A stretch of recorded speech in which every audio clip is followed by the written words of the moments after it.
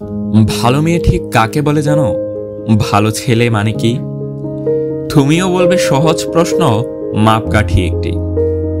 যে মেয়ে পেয়েছে অঙ্কে 100, যে ছেলে ভূগোলে সেরা, তারাই তো ভালো। সবাই বলছে হীরের টুকরো এরা।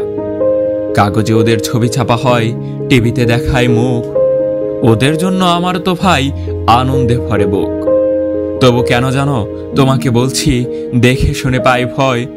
শুধু এত এত নম্বর পেলে কি ভালো ছেলে ভালো মেয়ে হয়?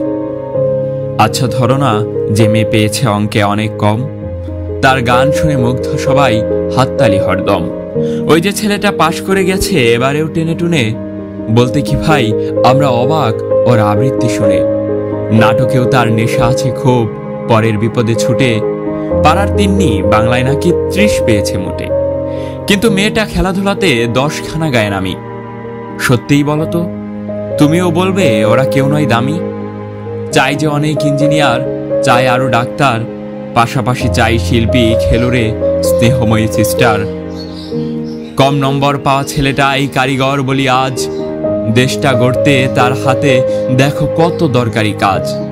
পরের দুঃখে কাতর যে মেয়ে মুখটি করেছে কালো, কম নম্বর পেয়েছে বলে কি বলবেন ওকে ভালো? অভাবের টানে কলেজে পড়েনি, ছোট দরমার বাড়ি। তবু ছেলেটা বাবা মাকে দেখে ভাড়াতে চালায় গাড়ি। তাই বলছি কি, শুধু নম্বরে হয় নাকি মাপকাঠি? ভালো ছেলে মেয়ে বলতে কি ভাই মানুষ চাইছি খাঁটি।